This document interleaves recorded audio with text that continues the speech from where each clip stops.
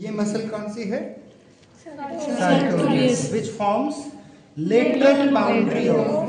मेरा जो मकसद है वो आप लोगों को ये याद करवाने का है कि इसे लेटरल क्यों कहा गया।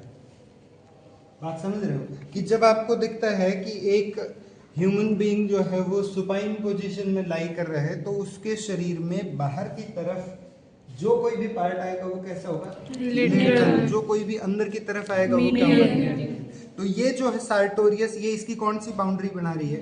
लेटरल। और ये जो दूसरी मसल है ये कौन सी है? Adductor longus. एडक्टर लॉन्गस कौन सी बाउंड्री बना रही है? मीडियल। बात समझ पा रहे हैं? अब ये स्पेस जो है वो कैसा स्पेस है? इसका नाम दिया फीमोरल ट्राइंगल। तो एक ट्राइंगल में क्या होता है कि एक होगा एपेक्स और एक होगा बेस। ये होता है, ठीक है। तो इसका जो एपेक्स है वो कहाँ पर है? जहाँ एडक्टर लॉन्गस और सार्टोरियस ये मिल रहे हैं एक दूसरे से, ठीक है। इनका जो मीटिंग पॉइंट है ये दिख रहे हो आप यहाँ पे, ये इंटरसेक्ट करते हुए दिखाई दे रहा है वहां से? हाँ। तो ये क्या है? Apex of femoral triangle. और जहां इंग्वाइनल लिगामेंट है वो पार्ट इसका क्या कहा जाएगा? और इसमें कितने कंटेंट हैं? 3 कंटेंट, ठीक है। From medial to lateral. Medial side में, मीडियल मोस्ट साइड में क्या है? ये पार्ट फीमोरल वेन का पार्ट है, ठीक है। फीमोरल वेन का पार्ट है, क्योंकि ये ब्लड आता हुआ भी आपको दिखाई दे रहा होगा। तो ये बात पहले कई बार हुई है कि डेथ के बाद आर्टरीज जो है वो कैसी होती हैं? वेकेंट होती हैं, ठीक है। इनकी पेटेंसी, पेटेंसी मतलब अंदर से ये खाली होती हैं, पेटेंट होती हैं और वेकेंट होते हैं। और वेन्स जो है वो भरी हुई रहेगी। वेन्स में क्या रहेगा? Remnant of blood. तो ये आपको दिखाई देगा, रेमिनेंट ऑफ ब्लड। बात समझ पा रहे हो? इसीलिए ये क्या है? मीडियल मोस्ट साइड में, मीडियल मोस्ट साइड में सबसे पहला कंटेंट क्या होगा? Femoral when. उसके बाद क्या आएगा? Femoral artery. और फीमोरल आर्टरी के बाद क्या आएगा? फीमोरल नर्व, ठीक है। Femoral nerve. नर्व, आर्टरी और वेन में डिफरेंस आपको कैसे पता चलेगा? कि आर्टरी कैसी हैं?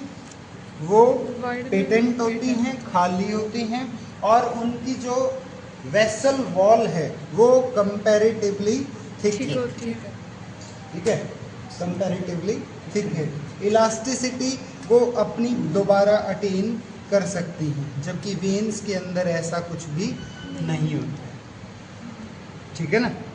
वेन्स जो हैं वो या तो खाली होती हैं तो उनकी इलास्टिसिटी लूज हो जाती है, वेसल वॉल थिन होती है, और डेथ के बाद जितनी भी बड़ी वेन्स हैं उनके अंदर आपको रेमिनेंट ऑफ ब्लड मिलेगी। बात समझ पा रहे हैं? तो वेन, आर्टरी और नर्व, ये क्या है? Contents of femoral. कुछ और चीज़ें जो आज हमने यहाँ देखी हैं वो है ये सेफिनस वेन, ठीक है। सेफिनस वेन जो कि यहाँ मीडियल साइड में लाई कर रही है, अल्टीमेटली ये भी फीमोरल के साथ मिलके इंटरनल इलियक या एक्सटर्नल इलियक वेन में मिल जाएगी, ठीक है। तो ये ड्रेन करने के लिए superficial veins of lower limb है। जैसे हमने अपर लिम्ब में देखा था ना कि यहाँ पर एक बेसिलिक और सिफेलिक नाम की वेन आती है, वैसे ही यहाँ पर क्या है? सेफिनस वेन, ठीक है। Short saphenous, great saphenous. ये उसके बाद हम यहाँ पर 2 सुपरफिशियल ब्रांचेस और देख पा रहे हैं जो कि हमें आर्टरी से आती हुई दिखेंगी। एक ये है लेटरल सर्कमफ्लेक्स आर्टरी, ये आर्टरी से आती हुई ब्रांच दिख रही है आपको? इसी आर्टरी से ये ब्रांच है, लेटरल सर्कमफ्लेक्स आर्टरी है। और एक ब्रांच जो है